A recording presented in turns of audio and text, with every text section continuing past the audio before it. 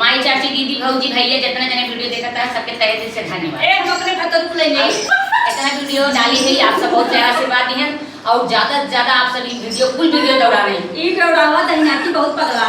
और वीडियो का का झमझमावा जब झमझमावा हर नई हरे के रहना बेकार यार बालमा नई हरे के रहना बेकार यार बालमा बेकार यार बालमा बेकार यार बालमा नई हरे के रहना बेकार यार बालमा नई हरे के रहना बेकार यार बालमा माई जे होती त डाकती डगरिया